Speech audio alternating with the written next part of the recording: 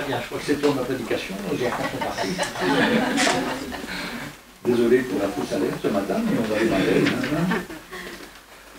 Ah. Vous savez, quand la parole brûle dans le cœur, on n'attend pas. Hein. On a envie de la partager. Parce que si je la partage, c'est parce que moi-même je suis béni, j'ai envie que vous soyez bénis aussi.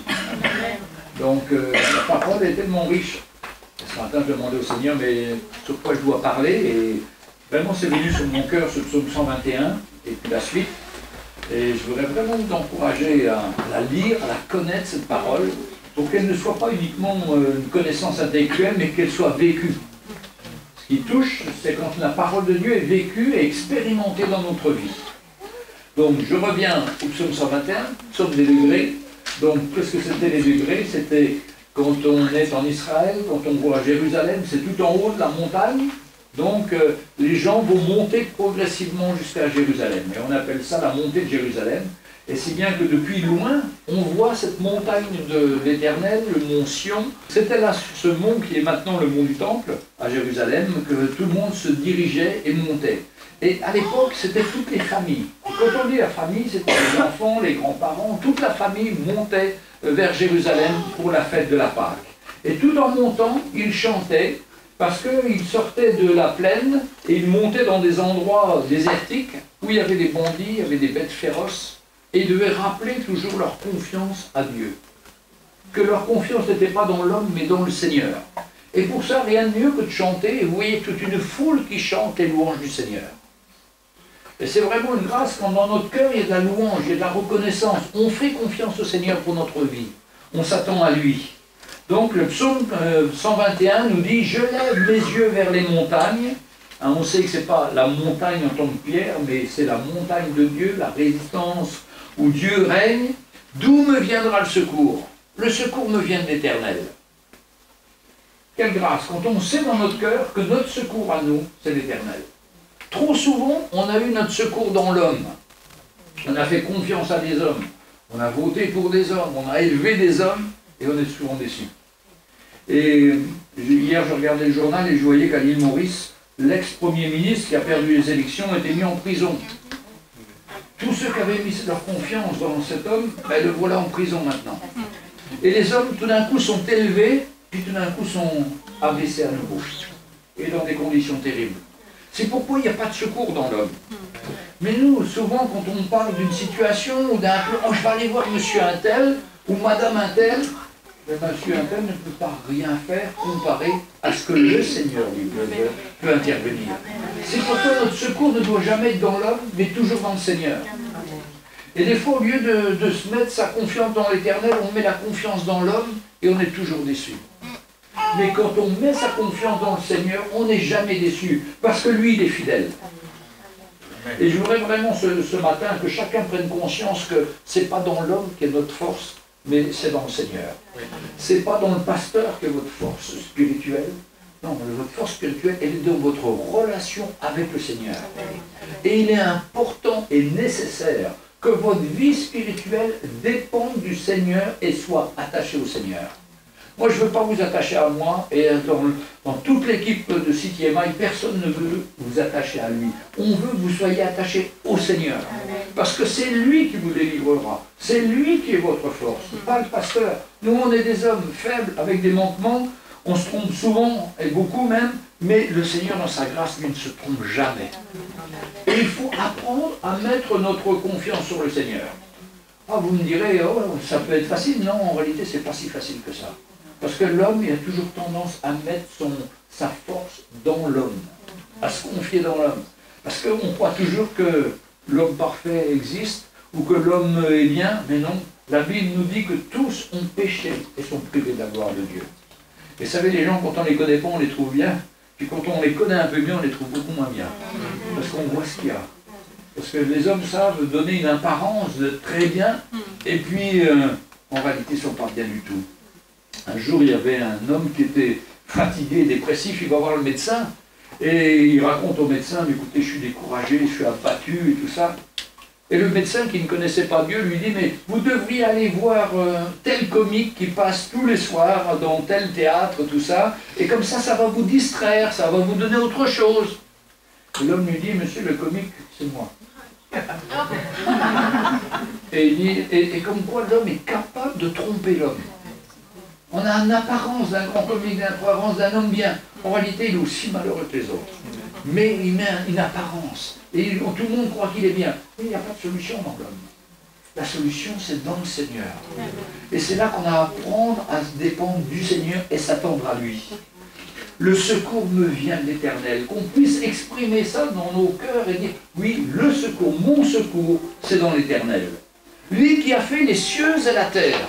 Il n'est pas uniquement l'Éternel, un nom comme ça, mais il a fait les cieux et la terre et il s'est manifesté aux hommes. Hébreux 11, verset 3, je crois, nous dit que celui qui croit au Seigneur Jésus doit croire qu'il est le créateur du ciel et de la terre. Vous savez, c'est trop facile de dire je crois en Dieu. Beaucoup de gens qui disent je crois en Dieu, mais ils ne croient pas qu'il est le créateur du ciel et de la terre. Donc, Hébreux 11. Alors, Hébreux 11. C'est par la foi que nous reconnaissons que l'univers a été formé par la parole de Dieu, en sorte que ce que l'on voit n'a pas été fait de choses visibles. Il a été fait par Dieu, par des choses invisibles.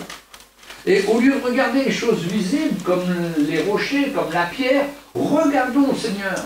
C'est lui. C'est peut-être invisible, mais c'est lui le créateur. C'est lui qui a créé toutes choses. Et nous devons reconnaître que l'univers a été formé par la parole de Dieu. Dieu a dit que la terre soit et la terre fut. Que l'eau recule et l'eau a reculé. Que les astres arrivent et les astres ont été créés. Et ça montre la puissance de Dieu, la puissance créatrice de Dieu.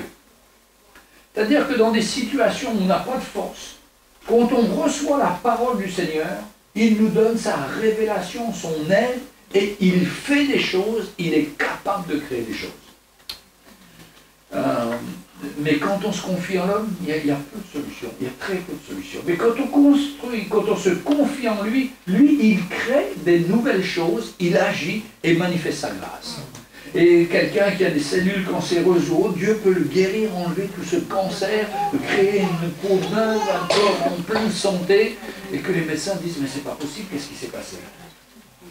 Il y a une vingtaine d'années, il y avait un homme qui a eu un accident de moto, il était à Marseille, il travaillait à la poste, il est renversé par un camion, colonne vertébrale brisée. Il l'emmène à l'hôpital, il dit, on ne peut rien faire pour vous, vous êtes fini. Il était cloué dans un lit. Il était au-dessus de Marseille, et un jour, il y a un gitan qui passe. Vous savez, les gitans qui bombent des draps, alors les gens n'aiment pas les gitans. C'est un gitan chrétien. Et il entend un homme crier. Et il s'approche et il dit à la dame, mais qu'est-ce que j'entends crier là? Elle dit, la dame, c'est mon mari, il souffre, il est malade. Il dit, mais moi je sais que Jésus peut le guérir. La femme, elle dit, attendez, je vais aller demander à mon mari s'il est d'accord. Marie, non, non, envoie le chien, c'est un gitan, je ne vais pas avoir affaire avec les gitans et tout. Elle a commencé très mal, mais l'homme insiste. Et à la fin, la dame dit, écoutez, venez, venez. Et il va. Il prie au nom de Jésus, que le Seigneur te guérisse, que te restaure. Vous savez, les gitans, ils ne rentrent pas dans les noms de maladies. Ça, je vous ai expliqué ça l'autre fois. C'est trop compliqué pour eux. Il a prié pour que le Seigneur le relève, le guérisse. Il a dit maintenant, lève-toi et marche. Le gars s'est levé, il a marché. Il a pris sa voiture, qu'il n'avait pas conduite depuis son accident. Il est descendu chez le médecin. Quand le médecin a dit, ne bougez pas, vous allez mourir, ne bougez pas, vous allez être fini. Non, il a été, et il a dit, mais non, ça va là. Et le médecin a observé, mais c'est pas possible. Mais la sécurité sociale française a mis 5 années pour reconnaître le miracle. Pendant 5 années, ils ont continué à lui verser une pension comme handicapé, parce que c'était un accident du travail, alors qu'il était guéri par le Seigneur. La grâce du Seigneur. Alors évidemment, on me dit, c'est pas fréquent, mais ça arrive, parce que Dieu est créateur, Dieu a toutes choses entre ses mains, et il est capable de guérir pour manifester sa gloire.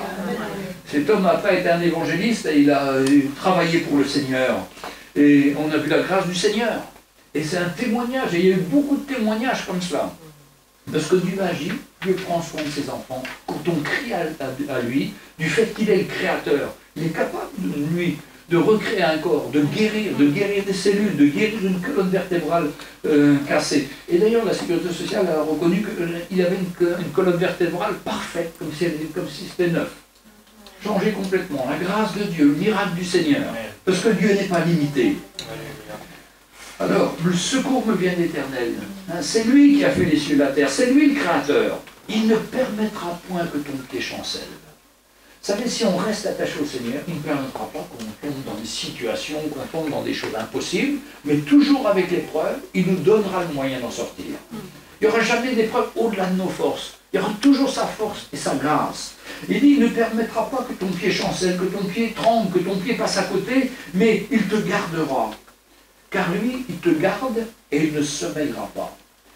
Pourtant, on nous dit, mais des fois, j'ai des situations dans ma vie. C'est vrai qu'on a des situations, mais des fois, on s'y est mis nous-mêmes. En ne voulant pas faire le plan du Seigneur, on se met dans des situations où on est dans un piège, on a obéi à notre chair, et on a les fruits du péché qui sont une catastrophe pour nous, et qui sont durs à assumer.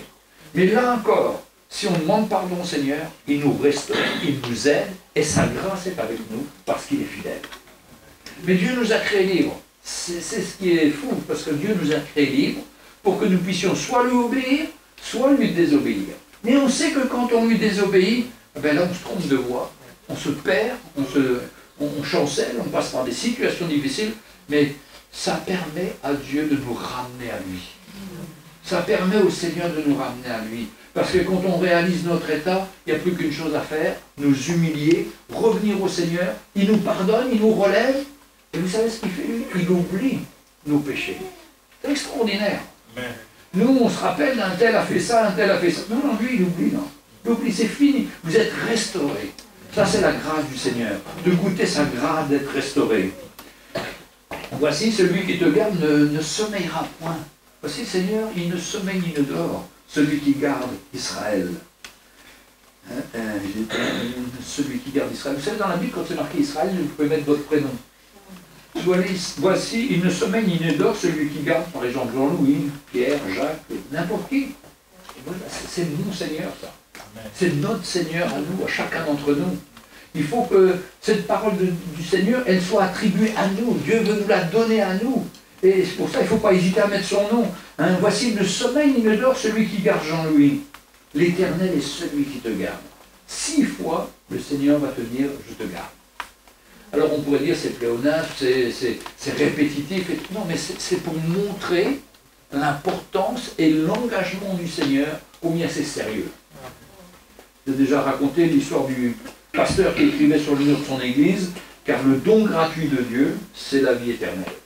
Eh bien, il y a quelqu'un qui dit, mais il y a une faute de français, c'est le don gratuit. Un don, c'est toujours gratuit. Elle dit, non, c'est pas gratuit. On fait des dons à Noël pour donner un cadeau à quelqu'un pour en recevoir un. C'est jamais gratuit nos dons à nous. Parce que c'est entaché de la chair, du péché, mais le don gratuit qui n'a coûté rien, c'est vraiment Jésus-Christ. Il n'y a pas de faute. Mais c'est pour insister, pour nous rappeler des choses fondamentales et importantes. On doit sortir de là en sachant que le Seigneur nous garde, chacun d'entre nous. Ne pas avoir crainte, ne pas avoir peur.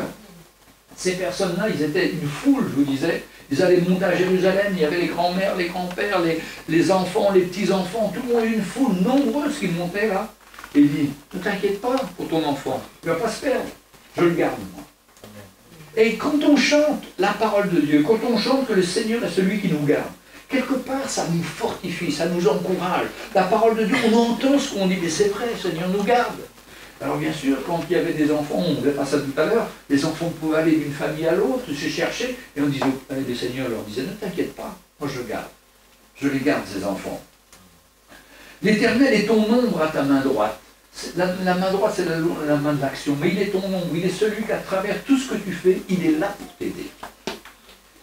L'ombre ne s'éloigne pas de notre main, on bouge notre main, l'ombre suit avec. Il est là. Hein. Pendant le jour, le soleil ne te frappera point. Parce que c'est terrible quand on voit dans les pays chauds de devenir tout rouge comme une écrevisse parce qu'on a pris le soleil en pleine figure et qu'on est... surtout moi j'ai surtout le nez rouge, ça fait vraiment drôle. J'ai un nez brillant comme tout. Hein, mais Seigneur de vie, il te garde, le soleil ne te frappera point parce qu'il va veiller sur toi, il va prendre soin. C'est-à-dire que tu ne vas pas défaillir par les situations. Il va te garder, il va te protéger. Ni la lune pendant la nuit. La lune, on sait que... Il y a beaucoup de gens qui sont lunatiques. J'ai déjà été dans un centre de personnes handicapées, et quand il y avait un changement de lune, ils crient, ils ne peuvent pas se retenir. Vous savez, il y a des influences qu'on ne connaît pas comme ça, mais nous, le Seigneur nous garde de ça, de tous les pièges de l'ennemi, de toutes les choses occultes. La main du Seigneur est sur nous. Et celui qui habite en nous est plus fort que celui qui habite dans le monde. Ça ne veut pas dire qu'il n'y a pas de danger dans le monde, il y a plein de dangers. Mais le Seigneur nous garde de ces dangers. Il nous protège, que ce soit le soleil, que ce soit la lune, que ce soit les mauvais esprits. Dieu nous garde et nous protège. L'Éternel te gardera de tout mal. On a l'impression qu'il y a déjà beaucoup de mal qui nous gardera. Mais là, il précise encore. Il te gardera de tout mal. C'est pourquoi un chrétien qui est en relation avec le Seigneur, il n'a peur de rien. Parce qu'il s'attend au Seigneur en toutes choses. Il sait que le Seigneur va le garder et le protéger.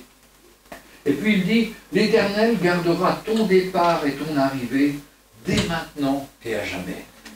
Frères et sœurs, quand on part, quand on arrive, quand on va loin, quand notre sœur a pris l'avion, on se demande comment on va arriver là-bas. D'ailleurs, il y a une sœur de Maurice qui m'a raconté un jour, elle est montée dans l'avion à Maurice, c'était la première fois qu'il y avait les avions, vous savez, avec des accordéons là. Elle arrive dans l'accordéon, elle dit au personnel, mais où ils ont mis les chaises? Elle croyait qu'elle était dans l'avion alors qu'elle était que dans l'accordéon qui a ramené l'avion.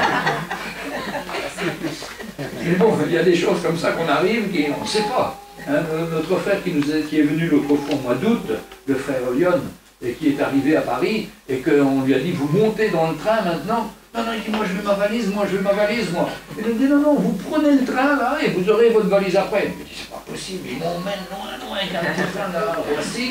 Hein. J'arrive là-bas, je ne sais même pas comment je vais trouver. Et puis il voit tellement de monde, il est affolé. Mais le Seigneur est là aussi. Et il disait, quelle expérience on doit marcher par la foi, faire confiance au Seigneur, parce qu'il a demandé à droite à gauche, il essaie de se renseigner, il est affolé. Puis il arrive sur un tapis, c'était marqué Maurice, et il voit sa valise. Il dit, comme quoi on s'affole, comme quoi on s'affole. Le Seigneur est là, le Seigneur nous garde, le Seigneur nous conduit, mais on fait des expériences. Et il dit, tu regarderas ton départ, le Seigneur gardera ton départ et ton arrivée. Toutes les fois que je m'en vais, je sais qu'il va me garder, qu'il va me conduire. Je sais que je vais retourner, il va aussi me protéger. Frères et sœurs, si on enlevait l'inquiétude de notre vie, on serait tellement plus libre. On s'inquiète toujours pour des choses qui à la fin ne sont pas réelles. Notre imagination nous fait nous inquiéter. Et vous savez, l'inquiétude, c'est le contraire de la foi. Si je suis dans la foi, je ne m'inquiète pas. Mais si je suis dans l'inquiétude, c'est parce que je ne fais pas confiance au Seigneur. Alors je m'inquiète, et au lieu de me remettre dans le Seigneur, je m'inquiète, et ça ne fait rien de bon. Au contraire, ça met une crainte en moi, une peur en moi, et j'ai l'impression que tout ne va pas. Alors que si ma confiance est dans le Seigneur, je sais qu'il nous garde.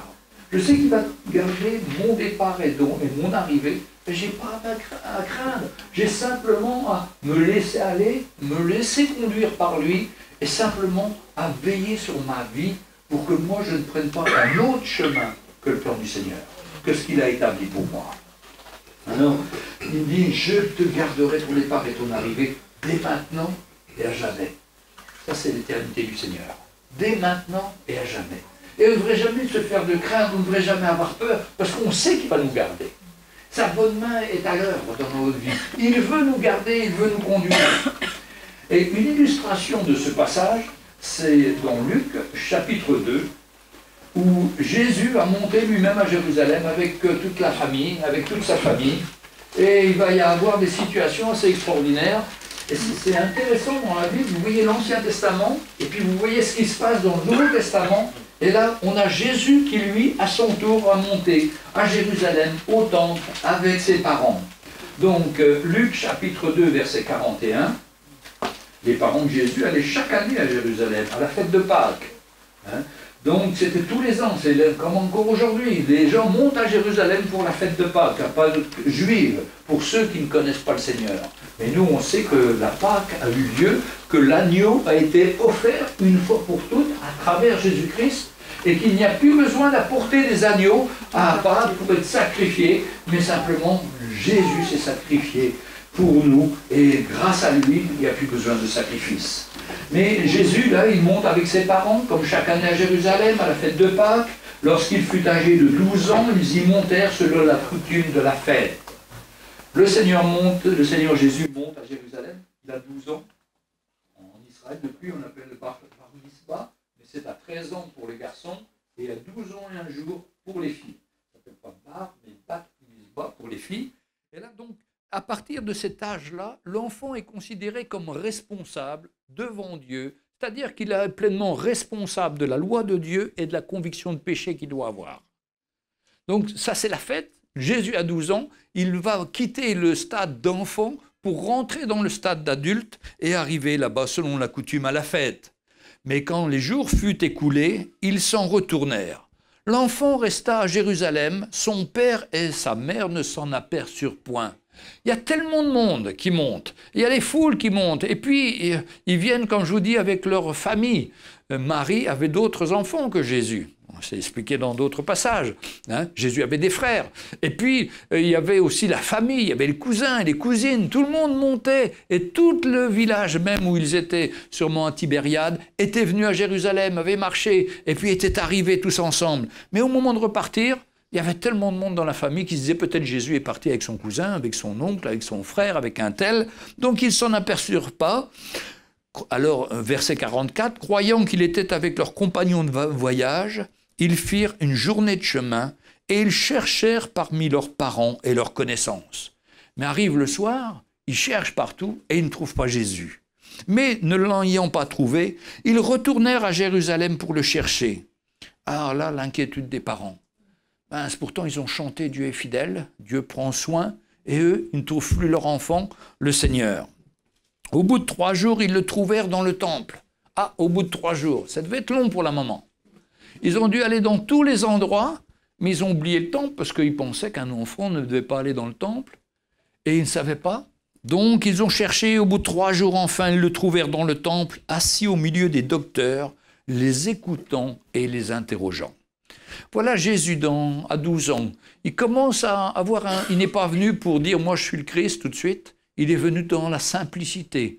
Il est venu comme un enfant, écoutant et posant des questions, les interrogeant. Il est venu avec un cœur humble pour essayer de voir ce qui se passe, pour essayer de voir la grâce du Seigneur. Tous ceux qui l'entendaient étaient frappés de son intelligence et de ses réponses. Parce que Jésus posait des questions et sûrement qu'il répondait des choses que les pharisiens ne pouvaient pas comprendre. Et là, tout le monde était surpris de voir un enfant de cet âge parler plus qu'un adulte, même pouvoir enseigner même les pharisiens et les sadducéens. Et grande surprise, mais quand les parents le virent, ils furent saisis d'étonnement. « Mais qu'est-ce que tu fais là? Mais pourquoi tu es resté là ?» Grande inquiétude. Et sa mère lui dit « Mon enfant, pourquoi as-tu agi de la sorte avec nous ?» Marie, pourtant, elle aurait dû se rappeler. Quand elle était enceinte, tu vas accoucher d'un Seigneur, d'un Sauveur qui va sauver Israël. Hein, et elle devait se rappeler l'appel qu'elle a reçu pour cet enfant. Mais elle oubliait. Elle croyait avoir un enfant comme les autres, qui devait être soumis aux parents. Et Jésus, d'ailleurs, s'est soumis après à eux. Mais elle n'avait perdu la vision. Vous savez, je pense souvent pour nous-mêmes. Quand ma femme était enceinte et quand on a eu nos enfants, on les a tous donnés pour le Seigneur, consacrés pour le Seigneur. Mais je ne sais pas pourquoi les frères et sœurs, on oublie vite ça. On croit toujours que c'est à nous, que c'est nous qui allons diriger leur vie, que c'est nous qui sommes responsables de leur vie. Mais si on a des enfants qui nous sont confiés par Dieu, c'est pour les offrir à Dieu, c'est pour les donner à Dieu. Et ce qu'on souhaite, nous, en tant que parents, c'est qu'ils puissent servir le Seigneur, qu'ils puissent connaître le Seigneur. Et puis on oublie, un peu comme Marie, et elle voit son fils et « mais qu'est-ce que tu fais là ?» Et le fils oublie de lui répondre « Voici ton père et moi, nous te cherchons avec angoisse. » Vous voyez, c'est plus la paix, c'est plus la tranquillité là. La maman, au bout de 3 jours, elle est dans l'angoisse. Il lui dit « Pourquoi me cherchez-vous? Ne savez-vous pas qu'il faut que je m'occupe des affaires de mon père ?» Ah là là, Jésus lui dit quelque chose à la pauvre maman qui a dû la finir et qui a dû lui dire « mais que je suis sotte. Au lieu d'être dans la foi, au lieu de faire confiance à Dieu pour mon fils que tu m'as donné, pour qu'il soit le sauveur du monde, voilà, moi je veux l'accaparer pour moi. » Et c'est toujours le problème qu'on a, nous parents. On veut le garder pour soi, nos enfants. On voudrait les changer, on voudrait les transformer, on voudrait qu'ils fassent comme nous on fait. Mais ils ont un appel. Et on doit respecter l'appel qu'il y a sur leur vie. L'appel qu'il y a sur leur vie, c'est la chose la plus importante. Le métier, tout ça, c'est accessoire. Mais l'appel de Dieu sur la vie d'un enfant, c'est tellement important. Et vous savez, un enfant, c'est un cœur pur, ça. Moi, je suis toujours étonné quand j'entends l'histoire d'enfants. Dernièrement, j'ai entendu l'histoire d'un enfant qui partait à l'école. Et puis, au moment de partir, il part, et puis il revient. Et sa maman lui dit « mais qu'est-ce que tu fais ?»« Ah, j'ai oublié quelque chose », il dit. Alors, il monte dans sa chambre. Alors... la maman monte discrètement dans la chambre Et elle voit le petit garçon en train de prier. Et qu'est-ce que tu fais? J'avais oublié de prier pour mon copain Liam, qui est à l'hôpital. L'enfant avait ça dans son cœur et il voulait absolument servir le Seigneur et il savait qu'il avait oublié. Frères et sœurs, moi ça me parle beaucoup. Parce que des fois le Seigneur nous dit de prier pour tel frère ou telle sœur. On oublie et puis on est pris par autre chose. Mais cet enfant-là, dans le cœur d'un enfant, il y a un sérieux avec le Seigneur. Et nous, les parents, nous devons donner la priorité à cet enfant pour qu'il développe sa relation avec le Seigneur. Et au lieu de venir comme Marie, dit, mais qu'est-ce que tu fais là? Il dit, ben, vas-y mon fils, tu fais bien, allez, prie le Seigneur, allez, sers le Seigneur, donne-toi pleinement. Mais nous, on vient avec nos raisonnements, on dit, non, non, non, tu verras ça dimanche, ou je sais pas quoi. Vous voyez, des fois, on est vraiment maladroit. Et quand on avait nos enfants, il y a eu... Vous savez, quand on a en tant que parents, moi et Sonia, on a tout fait pour nos enfants, mais on a tout fait tellement aussi dans la chair que on a fait beaucoup de choses mauvaises pour ces enfants-là. Et puis quand on est arrivé à l'île Maurice et quand nos enfants ont été, comme des frères et sœurs, ont proposé qu'ils pouvaient prendre soin de nos enfants. Oh, ben là, c'était un sacré travail dans notre cœur. Comment on peut donner nos enfants à d'autres personnes alors que Dieu nous les a confiés? Mais on a dit, Seigneur, si c'est ton plan, on veut le faire, et on veut les lâcher entre tes mains. Mais figurez-vous que nos enfants ont beaucoup plus grandi en dehors de la maison, avec des frères et sœurs de l'Église, qu'avec nous-mêmes. Pourquoi? Parce que nous, on est des parents, on les aime, nos enfants, on veut leur donner le meilleur, on veut leur éviter des épreuves, des situations. Mais non, ils ont besoin de leur relation avec le Seigneur. Ils ont besoin d'un cœur à cœur avec le Seigneur. Et de donner nos enfants et de permettre à d'autres familles de prendre soin de nos enfants ont été une grande bénédiction. On n'a pas perdu nos enfants. Au contraire, nos enfants ont encore été plus attachés à nous. Et ils priaient pour nous, pour qu'on puisse prendre le chemin nous aussi. Parce que quand on est ensemble, on est tellement émotionnel. Mais le Seigneur a d'autres plans. D'autres situations se sont passées et on a vu nos enfants grandir avec le Seigneur et nous, on a dû lâcher. Et puis arrive à l'âge de 18 ans, où ils n'avaient même plus besoin de les lâcher, ils se sont lâchés tout seuls. Donc de toute façon, on va les perdre. Donc quelque part, il faut leur donner tous les moyens à eux pour plus être autonomes et surtout en relation avec le Seigneur et dépendre du Seigneur. Si nous, on met trop notre main, ils dépendent trop de nous. Vous voyez ce que je veux dire? Ils dépendent trop de nous et ils dépendent tellement de nous qu'ils n'ont plus cette relation avec le Seigneur. Parce que quand ils ont un besoin, ils demandent à papa et à maman. Alors je vous dirais, il n'y a pas de méthode, il n'y a pas de livre, il y a plein de livres, mais il n'y a jamais la bonne chose parce que chaque enfant est différent. Et chaque enfant, le Seigneur le connaît personnellement et le Seigneur a un plan pour chaque enfant. Mais nous, mes frères et sœurs, on doit avoir dans notre cœur ce désir de que nos enfants soient pour le Seigneur et pour l'œuvre du Seigneur dans son cœur. Et quand je vois Marie, pourtant, elle avait eu l'appel, pourtant l'ange était venu, pourtant tout s'était dépassé d'une façon extraordinaire où on ne pouvait voir que la main de Dieu, mais 12 ans après, c'est elle qui veut mettre sa main pour empêcher son fils de faire ci ou ça. Et son fils est obligé de la reprendre. Ne savez-vous pas qu'il faut que je m'occupe des affaires de mon père? Ça me finit de voir le cœur de cette maman, et ça peut être notre cœur à nous, de vouloir tellement faire les choses qu'on évite à nos enfants de servir leur papa céleste. Mais ils ne comprirent pas ce qu'il leur disait. C'est terrible. Jésus était le plus incompris par sa propre famille, par sa propre maman, par tous les gens autour d'eux, par tous ces apôtres qu'il avait choisis, ils ne comprenaient rien, par tous les pharisiens, tous les hommes religieux, tous ceux qui étudiaient la Bible. Pourtant, il y avait un homme, il était aveugle, il était aveugle physiquement, il ne pouvait pas lire, il ne pouvait pas lire la Torah. Mais cet homme-là, quand il était assis au bord du chemin, il a vu que Jésus passait, il a entendu que Jésus passait, il a crié « Jésus, fils de David !» Jésus, fils de David. Lui, il a reconnu qu'il était le fils de David, c'est-à-dire le Messie d'Israël. Les gens disaient « c'est le fils du charpentier, il habite dans telle ville, dans tel endroit ». Mais ce n'est pas ça qui comptait. Le cœur de cet homme a ressenti qu'il était le fils de David, c'est-à-dire le Messie, celui qui était promis de génération en génération pour que la grâce de Dieu puisse se manifester. Il n'a pas vu comme le fils du menuisier, mais il l'a vu comme le fils de David, de la descendance de David. Sa maman n'avait pas vu ça, ce passage-là. Après, dans leur vie, les disciples ne voyaient pas. C'est qu'après 3 ans, après avoir été éduqués, après avoir vu la résurrection, que leurs yeux commencent à s'ouvrir. et ils n'ont pas reconnu. Et c'est très important comment on voit Jésus. Est-ce que c'est le petit Jésus pour certains ou est-ce que c'est le Jésus, le Seigneur, celui qui conduit toutes choses, qui dirige toutes choses, ou est-ce que on a une image de Jésus de Nazareth? Pour certains, c'est tout. Mais nous, on doit savoir qui est. On doit savoir qui est le Seigneur, le Sauveur, celui qui nous pardonne, notre meilleur ami, cette ombre à la main droite qui est toujours avec nous. C'est lui aussi. C'est le Saint-Esprit, c'est Dieu le Père. Il est là, il nous protège, il nous garde, il nous conduit. Quelle grâce de le connaître, quel privilège. Et Marie, elle ne voyait rien.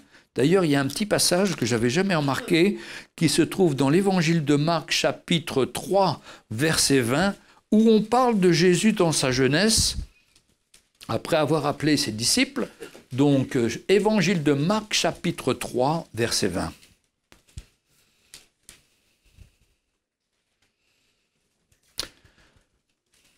Ils se rendirent à la maison, et la foule s'assembla de nouveau, en sorte qu'ils ne pouvaient même pas prendre leur repas. Verset 21. Les parents de Jésus avaient appris ce qui se passait, vinrent pour se saisir de lui, car ils disaient « il est hors de sens ». Il est devenu fou. Ses propres parents. Vous voyez, Jésus était seul comme personne n'a été seul vraiment. Bon, il avait toujours son Père avec lui. Cette grâce, c'est que nous avons aussi le Seigneur. Jésus était vraiment seul, c'est quand il était sur la croix. Et c'est pour ça qu'il a dit à son Père, « Mais Père, pourquoi m'as-tu abandonné ?» Parce qu'il a ressenti là qu'il était vraiment tout seul et qu'il fallait qu'il porte les péchés de l'humanité. Mais là, ses parents disaient, « Mais il est hors de sens. Il est fou. » Nous, les parents, on peut être complètement à côté aussi. Et on a besoin de relâcher nos enfants pour l'œuvre du Seigneur, nos petits-enfants, pour ceux qui, comme moi, ont des petits-enfants, s'attendent au Seigneur pour eux, leur donner tout pour qu'ils puissent connaître le Seigneur personnellement, individuellement, qu'ils soient eux-mêmes attachés au Seigneur. Et le Seigneur fait des miracles, parce que le Seigneur aime ses enfants. Vous savez que si on n'avait pas cette perversité qu'il y a dans les écoles et dans l'enseignement, ces enfants, ils aiment le Seigneur au départ. Les enfants, ils sont purs, ils cherchent les choses vraies, les choses pures. Mais avec un enseignement corrompu, les enfants, ils sont déviés vers des tas de mauvaises choses.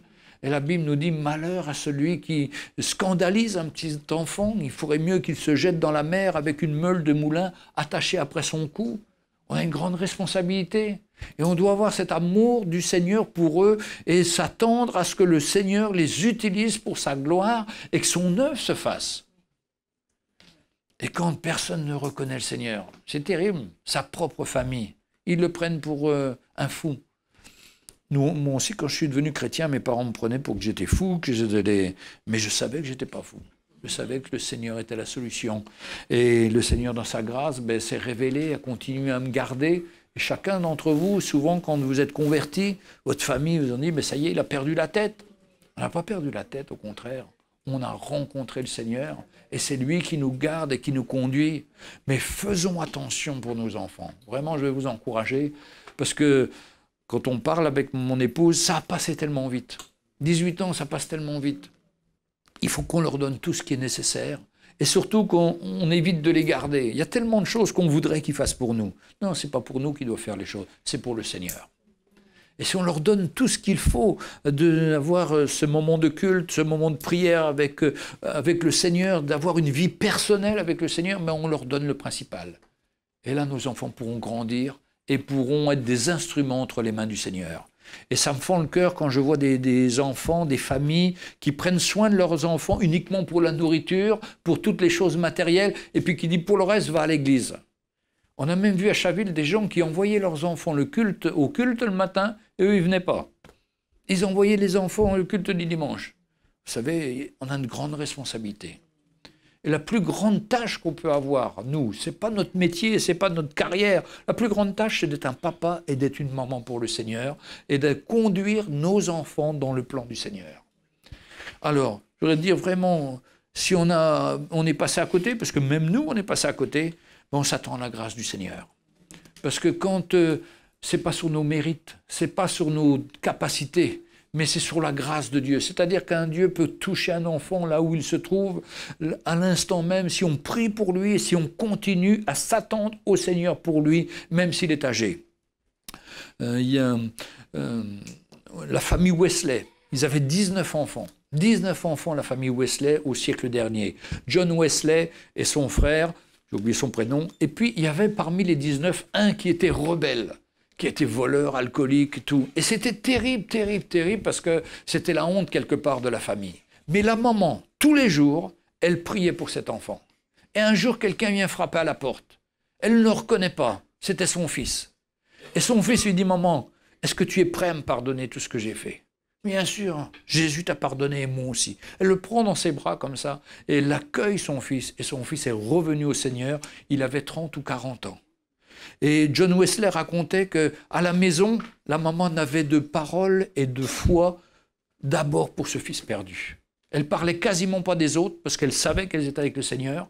Cette maman-là passait une demi-heure avec chacun de ses 19 enfants tous les jours pour leur parler de la parole, pour leur parler du Seigneur et pour prier avec eux. Elle avait un cœur vraiment extraordinaire. Et quand elle a vu ce fils revenir, c'était la joie. Mais John Wesley disait, mais on aurait cru qu'il n'y avait qu'un seul enfant à la maison, que celui, le fils perdu, que la maman pleurait et priait pour lui tous les jours jusqu'à ce qu'il revienne. C'est notre responsabilité, mes frères et sœurs, de prier pour nos enfants qui sont loin, pour qu'ils reviennent au Seigneur et qu'ils reviennent dans les chemins du Seigneur. Parce qu'avec le Seigneur, rien n'est perdu. Sa grâce est toujours là. Sa grâce est toujours là tant qu'il y a l'espoir, tant qu'il y a le temps. C'est-à-dire que nous sommes dans le temps de la grâce. C'est pas fini la grâce. Quand Jésus va revenir, la grâce va se terminer. Il va y avoir le jugement. Là, ce sera plus possible. Mais jusqu'à ce qu'il revienne. C'est pourquoi il attend, il patiente, afin qu'un plus grand nombre de personnes soient sauvées, afin que nous, on prenne nos responsabilités et qu'on prie pour ces personnes et qu'on s'attende au Seigneur pour eux. Mais tant que le Seigneur n'est pas revenu, on doit être dans la foi, s'attendre au Seigneur pour des miracles et pour que sa grâce se manifeste à l'égard de notre enfant le plus loin, le plus perdu, afin que le Seigneur le ramène et le ramène au pied de sa croix, afin que cet enfant puisse connaître le Seigneur. Et ça doit être notre désir, notre cœur. C'est pas trop tard, il n'est jamais trop tard avec le Seigneur. Le Seigneur est toujours plein d'espérance et d'espoir pour notre vie. À nous de nous lever dans l'esprit, à nous de prier pour eux, à nous de s'attendre au Seigneur et d'avoir dans notre cœur, dire Seigneur, moi je veux voir mon fils revenir, je veux voir ma fille, je veux m'attendre à un miracle, Seigneur. Tout semble perdu, fini, mais non, toi tu n'as pas dit ton dernier mot. Et quand toi tu dis ton dernier mot, Seigneur, quand tu agis, tu transformes la situation, tu le rattrapes. Si vous voyez le magazine là, il parlait de mon fils David, un témoignage de mon fils David quand il avait 20 ans et qu'il était dans la drogue et tout cela. Et puis il raconte dedans que ses parents l'ont envoyé au Zimbabwe pour aller dans un camp. Et c'est là que le Seigneur l'a saisi. Et depuis, il ne s'est jamais éloigné du Seigneur. Il est passé par des épreuves et il est passé par des situations très dures, même encore maintenant, mais il s'attend au Seigneur. Et ça nous rassure parce que c'est vraiment la grâce du Seigneur. Nous, on n'a pas fait ce qu'on aurait dû faire sûrement, mais le Seigneur nous a l'a relevé, et on est tellement heureux de le voir marcher avec le Seigneur. Bien sûr, il n'est plus avec nous aujourd'hui, il est à l'île Maurice, mais on sait qu'il va revenir au mois de mars, quelque temps, mais ce n'est pas grave qu'il ne soit pas avec nous, mais qu'il soit avec le Seigneur, c'est le principal. On a trop voulu garder nos enfants pour qu'ils soient à nous, qu'ils soient chez nous. Mais non, on veut plutôt les lâcher, qu'ils servent le Seigneur. Et ça rassure plus notre cœur, même s'ils sont à 10 000 kilomètres, mais ils servent le Seigneur plutôt qu'être avec nous et se perdre. Vraiment, le Seigneur nous a donné une grande responsabilité. Prions pour nos enfants, prions pour ce qui se passe dans la pièce là-bas, où nos sœurs essayent de leur donner les bases de la foi chrétienne pour qu'ils puissent grandir avec le Seigneur et avoir cette communion, cette relation avec le Seigneur. Mais vous savez, quelqu'un qui a une communion avec le Seigneur personnelle, on peut être quasiment sûr que le Seigneur va le conduire totalement. Mais quand un enfant est trop dépendant de nous-mêmes ou demande à son père ou à sa mère de prier pour lui, mais c'est une bonne chose, mais tant qu'il n'a pas cette relation personnelle, il n'y a pas grand-chose qui se fait. Il suit les religieux, comme faisait Sonia aussi quand elle venait à l'église, jusqu'à l'âge de 15 ans, et quelqu'un lui demande « Mais est-ce que tu es vraiment né de nouveau ?» Et qu'elle réalise qu'elle n'était pas née de nouveau, qu'elle donne son cœur au Seigneur, sa vie change, et la grâce de Dieu se manifeste. Pourtant, en apparence, elle était une bonne fille, elle faisait tout ce qu'il fallait, mais ce n'est pas faire tout ce qu'il fallait. C'est de connaître le Seigneur dans son cœur, d'avoir une relation avec lui, et de pouvoir marcher avec le Seigneur. Ça, c'est vraiment la vie chrétienne. La vie normale qu'on doit avoir tous, et c'est ce qu'on doit souhaiter à nos enfants. afin qu'on puisse le connaître, afin qu'on puisse marcher avec lui et lui faire confiance en toute situation. Ce matin, j'aurais prié pour tous ceux et toutes celles qui sont peut-être comme je l'ai lu là, Marie. Moi, ça m'a fini de voir que Marie était dans cet état-là. Reprocher à Jésus, prendre ses enfants et parler de Jésus en disant « mais il a perdu la raison, il est devenu fou ». Comment on peut être à côté? Mais ce matin, on a besoin de s'humilier, de reconnaître qu'on a besoin de confier nos enfants au Seigneur et de le laisser le Seigneur agir. Et si on a des enfants, vous savez ce qui compte, ce n'est pas la quantité de temps qu'on passe avec nos enfants, c'est la qualité de ce temps-là. Il faut qu'on puisse donner à nos enfants l'occasion d'exprimer leur cœur. Vous savez, ils passent par des situations que nous ne passons pas. Ils passent par des souffrances que nous ne passons pas. Et quand ils peuvent se sentir à l'aise, partager leur cœur, ouvrir leur cœur, on peut réellement les aider. Sinon, on les nourrit, on les habille, ils sont comme à l'hôtel, mais ça ne change pas leur vie. Mais quand un enfant peut partager son cœur avec ses parents, plus tard, quand il sera grand, il continuera à partager son cœur. Et je vois, on a souvent notre fille au téléphone ou notre fils.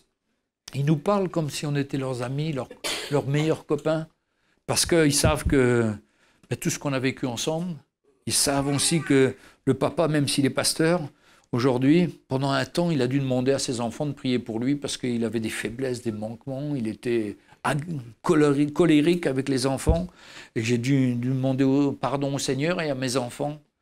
Et ça crée des liens et ça crée une vraie relation. Il ne faut pas que nos enfants nous voient comme des adultes tout parfaits, mais ils reconnaissent, ils voient aussi nos faiblesses, qu'on n'ait pas honte d'avoir un échange avec eux pour dire moi, prie pour moi parce que j'ai encore un caractère qui bouge et ma main qui part trop vite. Moi, c'était ma situation. Je frappais, je envoyais une petite gifle quand il faisait une bêtise. C'était tellement vite. Et des fois, c'était même pas lui qui l'avait fait, c'est l'autre qui ramassait. Donc, ça fait beaucoup d'injustice dans le cœur de l'enfant. Mais j'ai dû m'humilier pour ça, et puis demander au Seigneur qu'il me calme et que je puisse faire les choses comme lui il veut, avec amour. Mais tout ça, ça crée des relations. Personne n'est parfait, mais on s'attend à la grâce du Seigneur. Et c'est ça qui est formidable. Et le Seigneur nous pardonne, nous relève, et ensemble on va le servir, et ensemble on va voir sa gloire. Vous savez, je dis souvent que l'Église est une famille, mais ça commence dans notre maison, la famille. Ça commence pas par des liens familiales humains, mais par des relations de cœur. Il faut qu'on se sente comme une famille, qu'on puisse partager son cœur, qu'on puisse échanger nos situations, et qu'il n'y ait pas la guerre à la maison, il n'y a pas la contestation tout le temps, il n'y a pas toujours l'opposition. Il peut y avoir, mais il faut calmer tout ça, avoir des relations de cœur apaisées, et ça c'est la vraie famille. Donc, on s'attend au Seigneur pour chacun et on voudrait que personne ne se prive de la grâce du Seigneur. Et ce matin, on va prier pour les situations. Peut-être vous avez des situations dans votre famille, auprès de vos enfants, de vos petits-enfants. Vous êtes un jeune et vous avez des problèmes avec vos parents. Mais on veut prier parce que le Seigneur connaît tout ça. Et on veut remettre ça au Seigneur. En disant au Seigneur, mais écoute, je veux que ça change. Je veux être un homme de cœur, un homme de relation. Je veux avoir un contact avec les uns les autres. Je ne veux pas être un souci, mais je veux être la solution pour les amener à toi, pour qu'ils te connaissent et pour que tu sois glorifié dans ces situations. Merci Seigneur. Alléluia. Merci Seigneur pour ta parole. Merci Seigneur parce que nous ne voulons pas passer à côté, mais nous voulons rester pleinement Seigneur dans ton plan, dans ce que tu as pour nous. Et ton plan est parfait, ton plan est bon Seigneur. Tu n'as que des bonnes choses pour nous. Mais Seigneur, nous devons reconnaître toutes les erreurs que nous avons faites, toutes les fois où nous sommes passés à côté. Mais ta grâce est là ce matin, Seigneur. Quand tu nous parles, ce n'est pas pour nous accuser, c'est pour nous pardonner, pour nous relever, afin que nos relations soient des relations de cœur, afin des relations qui te glorifient, afin que nos enfants se sentent à l'aise, que se sentent écoutés, se sentent aimés, se sentent pas uniquement des gens qu'on nourrit ou qu'on habille, mais des gens avec qui on a un cœur, un échange, où nos enfants nous connaissent nos faiblesses, prient pour nous, s'attendent au Seigneur aussi pour nous. Oh, merci Seigneur, que nous puissions être une famille selon ton cœur, Seigneur, en portant ton cœur dans toutes les situations, en ne laissant pas les habitudes ou les choses de ce monde envahir notre foyer, mais que tu sois toi le premier et que nous puissions te faire confiance. Alléluia. Alléluia. Nous réalisons que nous mettons souvent beaucoup de lois dans la vie de nos enfants pour être tranquilles, pour ne pas être dérangés. Mais au lieu de marcher avec notre cœur, au lieu d'avoir un cœur sensible, mais ce matin, Seigneur, tu nous appelles à abandonner ces lois, ces principes, cette rigueur qu'on a avec nos enfants et qu'on n'a pas pour nous-mêmes, mais Seigneur, à écouter notre cœur et être à ton écoute. D'abord à t'écouter toi et agir selon ce que tu nous montres, afin que ce soit des relations de cœur que nous ayons, et pas des relations légalistes ou fatigantes qui découragent nos enfants, qui les mettent sous des lois ou des principes qui les finissent. Non, Seigneur, tu nous appelles à marcher par l'Esprit, à avoir un esprit de liberté, à être à l'écoute de ton Saint-Esprit, à être conduit par toi. Seigneur, nous réalisons ce matin combien nous avons besoin chacun d'abandonner cette loi, ces principes, cette rigueur humaine, pour vraiment avoir ton cœur pour chacun de nos enfants, afin que nos enfants se sentent aimés, se sentent entourés, ressentent ton amour à toi, et qu'ils ressentent que nous-mêmes, les parents, nous sommes travaillés, nous sommes finis parce que nous avons besoin de ta grâce. Seigneur, tu nous aides et tu nous fortifies. Tu interviens dans les situations, Seigneur, et nous voulons compter sur ta grâce. Merci Jésus. Alléluia.